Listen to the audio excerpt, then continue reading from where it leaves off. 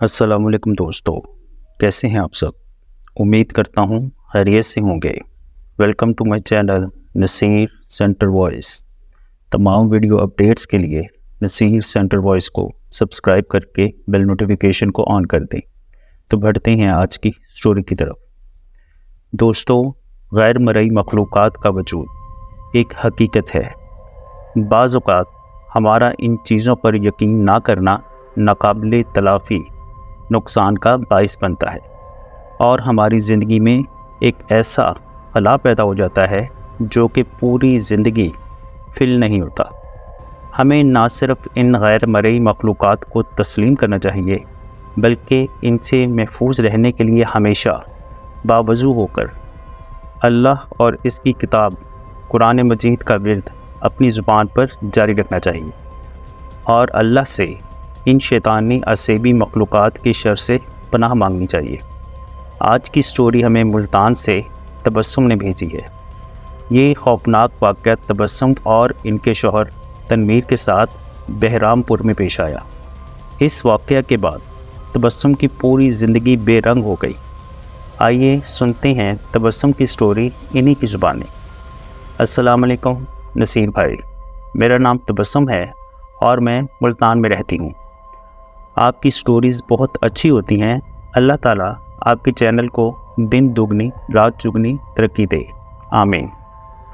एक दिन नसीर भाई, मेरा बेटा हसन जिसकी उम्र 7 साल की है, वॉशरूम में एक तरफ इशारा करके कह रहा था खौफज़दा अंदाज में, अंजना। क्या?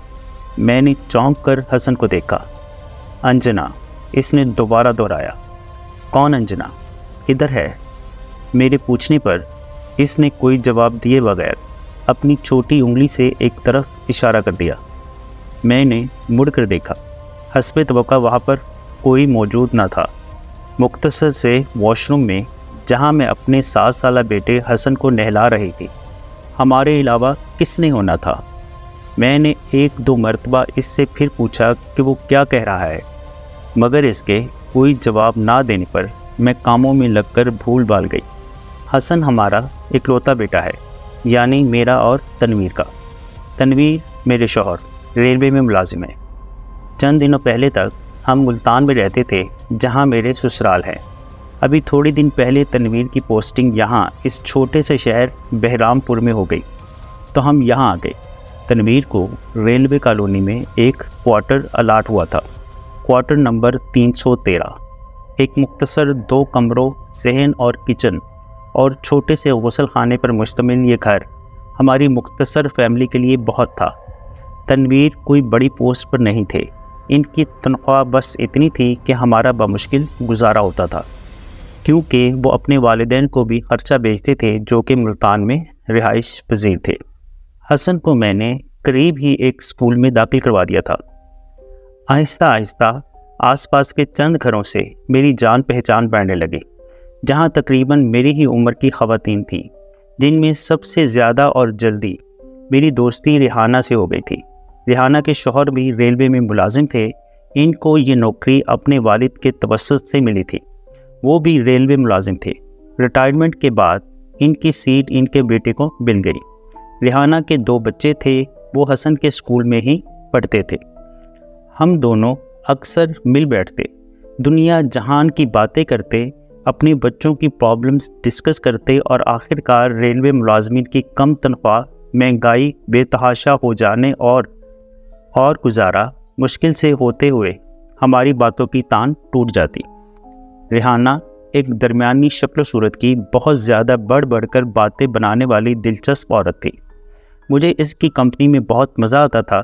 तनवीर भी मुतमईन थे कि इस नई जगह आकर हम बहुत जल्द हर तरह से सेट हो गए थे। हमारे घर के आसपास के तमाम पड़ोसी अच्छे और शरीफ थे। छन छन छन। एक रात जब हम सब सो रहे थे कि एक आवाज़ से मेरी आँख खुल गई। घुंघरुओं की मध्यम आवाज़ हल्की तबले की झनकार के साथ। इस वक्त पहला ख्याल मेरे जहन में आया कि शायद तनवीर ने टीवी चलाया हुआ है। अपने 2 कमरों में से एक कमरे को मैंने अपने हिसाब से ड्राइंग रूम बनाया हुआ था। वहाँ एक पुराना सोफ़ा और टीवी रखा हुआ था। مگر تنویر تو بے خبر میرے برابر میں سو رہے تھے۔ ان کی تو اس آواز سے آنکھ تک نہ کھلی تھی۔ کمرے میں موجود تیسرے چھوٹے سے پلنگ پر حسن بے خبر سو رہا تھا۔ میں تھوڑی دیر اٹھ کر بیٹھی رہی۔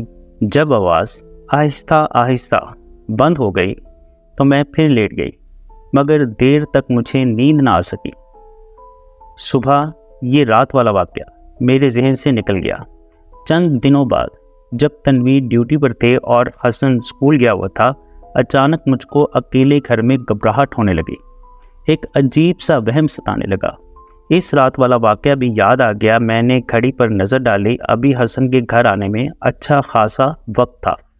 میں نے دوپٹہ اوڑھا، گھر میں تالا لگایا اور ریحانہ کے گھر آ گئی۔ ریحانہ کا گھر میرے گھر سے چند ہی منٹوں کے فاصلے پر تھا۔ ریحانہ کچن میں تھی، اس کے سسر برآمدے میں بیٹھے اخبار پڑھ رہے تھے۔ میرے سلام کے جواب میں انہوں نے شفقت سے میرے سر پر ہاتھ پھیرا۔ تبسم، تم ابا میاں کے پاس بیٹھو، میں چائے لا رہی ہوں۔ اس نے کچن سے ہانک لگائی۔ میں اس کے سسر کے پاس بیٹھ گئی۔ وہ مجھ سے احوال پوچھنے لگے، کہاں سے آئی ہو، کتنے بچے ہیں، کہاں رہتی ہو، وغیرہ وغیرہ۔ میرے بتانے پر کہ ہم لوگوں کو کوارٹر نمبر 313 الاٹ ہوا ہے، وہ ایک دم چپ سے رہ گئے، مگر وہ گھر تو برسوں سے بند پڑا تھا۔ وہ گویا ہوئے۔ جی ہاں، میں نے کسی قدر تلخی سے کہا، نہایت ہی خستہ حال گھر ہے، صفائی کر کر کے تھک گئی ہوں، صاف ہو کر نہیں دیتا۔ سنا ہے برس ہا برس سے خالی تھا۔ اس وقت ریحانہ چائے لے کر آ گئی اور ہم دونوں اس کے کمرے میں آ گئے۔ اس دن ریحانہ کے ساتھ ادھر ادھر کی باتوں کے بعد میرا ذہن ہلکا ہو گیا اور سب کچھ دماغ سے نکل گیا۔ مگر اگلے ہی دن شام کو ریحانہ میرے گھر موجود تھی۔ تنویر ڈیوٹی سے آ کر کمرے میں آرام کر رہے تھے۔ میں ریحانہ کو ڈرائنگ روم میں لے آئی۔ تم بیٹھو، میں چائے لاتی ہوں، پھر آرام سے باتیں کریں گے۔ میں نے اس سے کہا، ارے دفع کرو باتوں کو، میں ایک انتہائی اہم بات بتانے آئی ہوں۔ ریحانہ نے کہا، جوش سے اس کا چہرہ سرخ ہو رہا تھا۔ خیریت تو ہے؟ کیا ہوا؟ میں تھوڑا گھبرا گئی۔ اصل میں جب تم کل آئیں اور ابا میاں کو معلوم ہوا کہ تم لوگ 313 میں شفٹ ہوئے ہو تو وہ پریشان ہو گئے، کہنے لگے یہ گھر آصف زدہ ہے۔ کیا کہہ رہی ہو ریحانہ؟ میرے دل کو کچھ ہوا۔ میں نہیں کہہ رہی، ابا میاں کہہ رہے ہیں۔ اس نے ڈری ہوئی نگاہیں چاروں طرف ڈالی۔ یہاں تو اس گھر میں کوئی رہتا نہیں ہے، اگر کوئی رہنے کی کوشش کرتا ہے تو اس کو بہت ہی برے حالات سے گزرنا پڑتا ہے۔ ایسا کئی بار ہو چکا ہے، اسی لیے اس گھر کو کسی کو الاٹ نہیں کرتے۔ آخر تنویر بھائی کو یہ ہی گھر کیوں دیا گیا؟ اس لیے کہ کوئی اور گھر خالی نہ تھا، اور کالونی سے باہر کرائے پر گھر لینا ہم لوگ افورڈ بالکل نہیں کر سکتے تھے۔ کھوئے کھوئے انداز میں نے جواب دیا، ابا میاں بتا رہے تھے بہت پہلے جب وہ خود بہت چھوٹے تھے، اس گھر میں ایک بہت خوبصورت ناچنے والی رہتی تھی۔ کیا نام تھا؟ ہاں شاید انجنا دیوی۔ کیا انجنا؟ میں چونک گئی۔ ہاں، یہ بہت پرانی بات ہے، کیا میں پاکستان سے بھی پہلے۔ تو ایک دن اس انجنا میڈم کے کسی عاشق نے جلن میں آ کر چھری سے اس کا کام تمام کر دیا۔ بس وہ دن اور آج کا دن۔ اس کی روح، بلکہ بد روح، اس گھر میں منڈلاتی ہے۔ شروع میں تو وہ لوگوں کو نظر تک آتی تھی، مگر اب بس اس گھر میں کسی کو نہیں ٹکنے دیتی۔ تم نے تو مجھے ڈرا دیا ریحانہ۔ ڈرایا نہیں، وہ سنجیدہ ہوئی۔ مجھے ابا میاں نے بھیجا ہے کہ تم سے کہوں کہ پہلی فرصت میں گھر بدل لو۔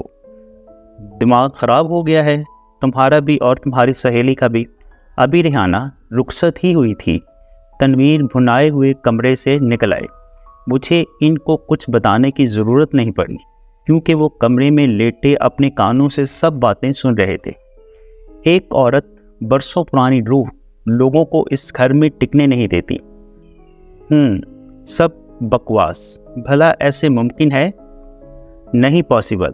ایسا صرف ڈراؤنی کہانیوں میں ہوتا ہے، حقیقت میں ایسا کچھ نہیں ہے۔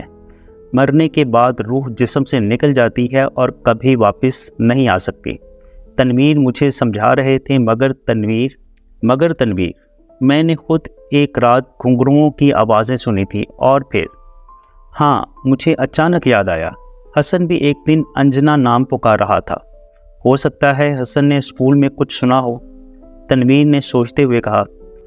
آخر یہ تو حقیقت ہے نا کہ کبھی پہلے اس گھر میں انجنا نامی ایک عورت رہا کرتی تھی۔ کوئی باہر کہہ رہا ہوگا یہ بچہ اس گھر میں رہنے آیا ہے اور یہ نام اس کے ذہن میں رہ گیا ہوگا۔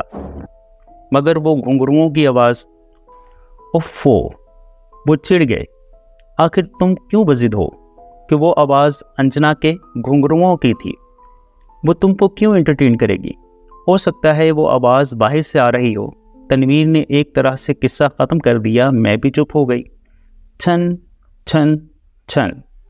مگر پھر ایک رات کئی دنوں کے بعد جب میں یہ سب بھولنے لگی تھی، ایک بار پھر گھنگرو چنکنے لگے۔ نہ صرف گھنگرو بلکہ ساتھ میں طبلے کی سنگت بھی۔ میری آنکھ کھل گئی۔ حسن اپنے پلنگ پر اور تنویر میرے برابر میں بے خبر سو رہے تھے۔ گھنگروؤں کی آواز آہستہ آہستہ تیز ہو رہی تھی اور اس آواز کے ساتھ طبلے کی سنگت بھی بڑھ رہی تھی، جس طرح دو اپنے فن میں انتہائی ماہر لوگ مظاہرہ کر رہے ہوں۔ مگر اس آواز میں قطعاً کوئی خوبصورتی یا کشش نہ تھی، بلکہ یہ آواز، یہ جھنکار انتہائی پر اسرار تھی، بہت ڈراؤنی، بہت منحوس۔ میں نے تنویر کو آوازیں دینے کی کوشش کی، تنویر، مگر میرے منہ سے نہایت آہستہ آواز برآمد ہوئی۔ میرا دل خوف کے مارے بند ہونے لگا تھا۔ آواز اس قدر تیز ہو گئی کہ میز پر رکھے برتن بھی بجنے لگے تھے۔ ایسا لگنے لگا کہ گھنگروؤں کا فن دکھانے والی کمرے کے اندر داخل ہونے لگی ہے۔ حیرت کی بات یہ ہے کہ اس تیز شور کے باوجود تنویر اور حسن بے خبر سو رہے تھے۔ آواز کمرے کے دروازے کے انتہائی قریب آ گئی۔ لگا کہ بس اب یا تب کوئی اندر آ جائے گا۔ شاید ناچتے ہوئے اس مکروہ تال پر میں نے چیخ مار دی، مگر اسی وقت اچانک مسجد سے اللہ اکبر کی صدا گونجی۔ مجھے باقاعدہ ایسا لگا کہ کوئی ٹھٹک کر رکا ہے۔ تال اچانک ہلکی ہوئی، پھر ختم ہو گئی۔ میں بستر پر بیٹھی تھر کانپ رہی تھی۔ نہ جانے کب اذان کی مبارک آواز رکی اور نہ جانے کب میں بستر پر گر کر جیسے بے ہوش ہو گئی۔ اف تبسم، تم کو کیا ہو گیا ہے؟ میرے توقع کے خلاف تنویر کو آج بھی میری بات پر یقین آیا۔ مجھ کو نہیں، آپ کے دماغ کو کچھ ہو گیا ہے تنویر، میں نے انتہائی تلخی سے کہا۔ میں آپ کو کیسے یقین دلاؤں کہ میں نے جو کچھ بتایا وہ ایک ایک لفظ سچ ہے؟ اگر اس وقت اذان نہ ہوئی ہوتی تو وہ شیطان کمرے میں داخل ہونے ہی والا تھا، پھر نہ جانے۔ یہ سوچ کر اس وقت بھی میں لرز گئی۔ اصل بات یہ ہے تبسم، تنویر میری حالت دیکھ کر نرم پڑ گئے۔ تم نے اپنی سہیلی ریحانہ اور اس کے سسر کی باتوں کو سر پر سوار کر لیا ہے۔ تم نیند میں دیکھے واقعات کو سچ سمجھنے لگی ہو، ورنہ ان باتوں میں کوئی سچائی نہیں ہوتی۔ مرنے کے بعد کوئی بھی کبھی بھی واپس نہیں آتا، اور پھر اتنے سالوں بعد۔ آپ نہ مانیں، میں نے حتمی انداز میں کہا، نہ اب میں اس گھر میں چند منٹ اور رہوں گی اور نہ میرا یہ معصوم بچہ۔ مگر تبسم میری جان، تنویر گڑبڑا گئی۔ میں اچانک دوسرے گھر کا بندوبست کیسے کروں؟ اور اگر گھر مل بھی جاتا ہے تو اس کا کرایہ، ایڈوانس، ان کی اصل پریشانی ان کی زبان پر آ گئی۔ کچھ بھی ہو تنویر، کرایہ، ایڈوانس، پیسے زندگی سے زیادہ نہیں ہوتے۔ آپ اگر یہاں سے نہیں جا سکتی تو مجھے اور حسن کو کچھ دنوں کے لیے واپس ملتان بھیج دیں۔ میں نے التجا کی۔ ٹھیک ہے۔ کچھ دیر سوچنے کے بعد وہ گویا ہوئے، میں تم لوگوں کو کل کی ٹکٹ کروا دیتا ہوں، تم کچھ دن کے لیے ملتان واپس چلی جاؤ، جب تک میں کوشش کرتا ہوں کہ کوئی اور گھر مل جائے، بے شک مزید چھوٹا ہی کیوں نہ ہو۔ کل نہیں، آج ہی، آج رات، میں نے کہا۔ تنویر مجھ پر ایک نظر ڈال کر رہ گئے۔ میں جلدی اپنا اور حسن کا سامان پیک کرنے لگی۔ ایسا نہیں تھا کہ میں تنویر سے جان چھڑوا رہی تھی، بلکہ اب اس گھر میں مزید ایک رات گزارنے کا مطلب میرے لیے کسی مصیبت کو دعوت دینے کے برابر تھا۔ شاید وہ بدروح صرف میری دشمن تھی، میں نے سوچا، کیونکہ تنویر کو تو نہ وہ کبھی محسوس ہوئی نہ وہ کبھی خوفزدہ ہوئے۔ جب تنویر ہم دونوں کو ٹرین میں بٹھانے لگے تو میری آنکھوں میں آنسو آ گئے۔ میں نے ان کے ہاتھ پکڑ لیے۔ پلیز تنویر، آپ میری باتوں پر یقین کریں، میں سچ بول رہی ہوں۔ آپ جلدی ہی کسی گھر کا بندوبست کر لیں، میرا آپ کے بغیر بالکل دل نہیں لگے گا۔ تنویر نے اسبات میں سر ہلا کر پیار سے میرا گال چھوا۔ جب ٹرین چل پڑی تو تنویر اسٹیشن سے نکل گئے۔ میرا دل اداس ہو گیا۔ میں جانتی تھی کہ تنویر کو میری باتوں پر بالکل یقین نہیں ہے اور وہ اپنی ضد کے پکے ہیں۔ ہرگز بھی مکان تلاش کرنے میں جلدی نہیں کریں گے۔ نہ جانے کتنے مہینے اب ان سے دور رہنا پڑے گا، میں نے اداسی سے سوچا۔ تنویر نے بستر پر کروٹ بدلی۔ نیند اس کی آنکھوں سے کوسوں دور تھی۔ شادی کے برسوں بعد پہلا اتفاق تھا کہ تبسم اس کے ساتھ نہیں تھی۔ اور حسن، اس نے حسن کے خالی پلنگ کو دیکھا۔ یہ سارا فساد اس عورت کا پھیلایا ہوا ہے۔ غصے کی ایک لہر اس کے دماغ سے ٹکرائی۔ نہ وہ الٹی سیدھی باتیں تبسم کے سامنے دہراتی اور نہ تبسم راتوں کو یوں ڈرا کرتی۔ خیر، دیکھتے ہیں۔ کوشش کروں گا کہ 1-1.5 مہینے میں تبسم کے دماغ سے یہ خناس نکل جائے اور وہ گھر واپس آ جائے۔ اس گھر میں اس نے سائڈ ٹیبل پر پڑی سگریٹ اٹھائی اور ہونٹوں میں دبا لی۔ سگریٹ جلانے کے لیے لائٹر جلایا، مگر لائٹر کی روشنی میں دروازے کے سامنے باہر صحن پر ایک سایہ لہرا رہا تھا، لمبا لباس پہنے پشواس کی طرح، جیسے پہلے ناچنے والیاں پہنا کرتی تھیں۔ وہ بالکل آسانی سے یہ سایہ دیکھ سکتا تھا۔ سایہ قدم بقدم کمرے کی طرف بڑھ رہا تھا۔ اچانک پیچھے سے کسی نے طبلے پر تال دی۔ سائے کے گفتگو والے قدم بڑھے، پھر طبلے کی رال، پھر گھنگروؤں کے قدم تیز جھنکار ساتھ، اور پھر سایہ کمرے میں داخل ہو گیا۔ تنویر کے منہ سے سگریٹ گر گئی۔ سایہ عین اس کے سامنے آ کر رک چکا تھا، مگر گھنگرو اور طبلے کی آواز بددستور آ رہی تھی، اس قدر تیز کہ میز پر رکھے برتن زور زور سے بج رہے تھے۔ سایہ، جو ایک نوجوان حسین مگر مکروہ عورت کی جھلک مار رہا تھا، عین اس کے مقابل میں آ کر کھڑا ہو گیا۔ اس نے ناچنے والوں کا سا لباس پہنا ہوا تھا۔ بال چٹیا کی صورت گھٹنوں تک آ رہے تھے، مگر بری طرح الجھے ہوئے تھے۔ ہونٹوں پر سرخ لپسٹک بری طرح تھوپی گئی تھی۔ اس کے چہرے پر شیطانی مسکراہٹ نمودار ہوئی۔ تنویر بری طرح کانپنے لگا۔ کون ہو تم؟ رنجنا، عورت کے منہ سے منمناتی آواز نکلی۔ چلو میرے ساتھ۔ کہاں؟ بمشکل سے اس نے پوچھا۔ غسل خانے میں، میں وہیں رہتی ہوں۔ اس نے آگے بڑھ کر تنویر کی کلائی پکڑی۔ اس کا لمس قطعاً غیر انسانی اور بے حد سخت تھا۔ تنویر نے آیت الکرسی پڑھنے کی کوشش کی، مگر اس کا منہ جیسے بند ہو گیا۔ وہ اسے گھسیٹتی ہوئی صحن میں لے جانے لگی۔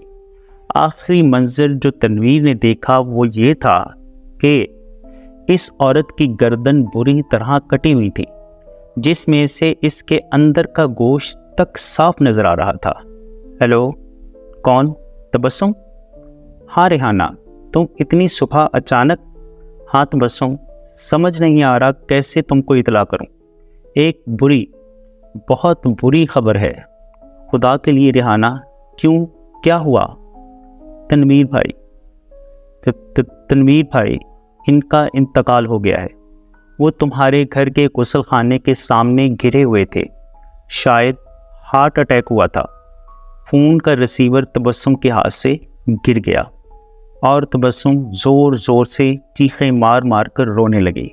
تنویر، میں نے کہا تھا نا، آپ نے میری بات نہیں مانی۔ یہ بولتے ہوئے وہ زاروں قطار روئے جا رہی تھی۔ جی دوستو، کیسی لگی آپ کو سٹوری؟ امید کرتا ہوں پسند آئی ہوگی۔ اگر اچھی لگی ہے تو کمنٹ باکس میں اپنی رائے کا اظہار ضرور کیجیے گا۔